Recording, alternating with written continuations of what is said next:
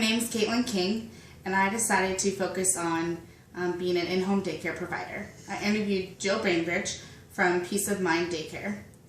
And the work environment, it's a small work environment. You tend to have 8 or less children. It kind of depends on what state you're in. The hours tend to be Monday through Friday, 6:30 to 5:30 p.m. And it's a flexible schedule. You kind of get to create your own schedule.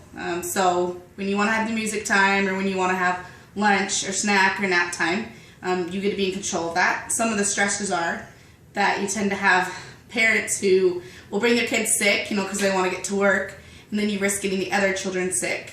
And you also risk getting yourself sick, which you can't be sick because you need to take care of all these other children.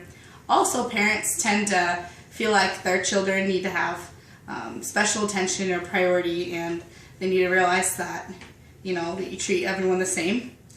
And you have to keep up with state regulations, and they come usually quarterly. It depends on the state, once again, and they can kind of pop in usually at any time, and you have to make sure you keep up with everything, which can be hard sometimes. And you also have to make sure you keep up with your taxes, because you have to be keeping track of what you're spending and everything like that.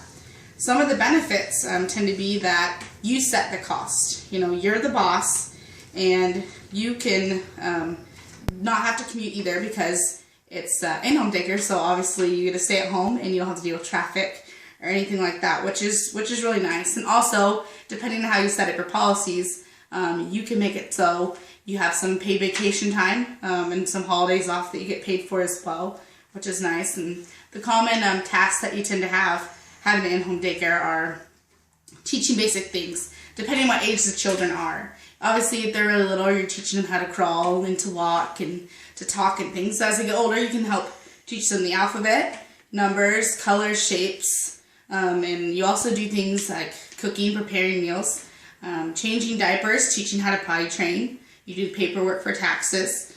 You do plan outdoor activities for the children, and music activities and craft activities and so on, all the things that the children need to learn and grow and to find happiness. And the educational requirements kind of vary from state to state. They've been really cracking down in the last few years in most states. You tend to have a degree now, and an early childhood education or some sort of social science degree.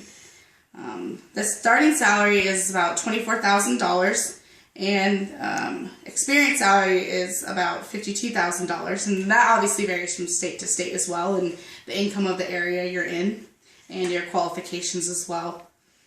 Something else that you might need to know is that you need to be CPR and first aid certified. You need to keep up with that, and that you have to keep a certain amount of hours of training each year to stay certified in most states, and it varies from state to state again. And that's everything. Thanks for listening.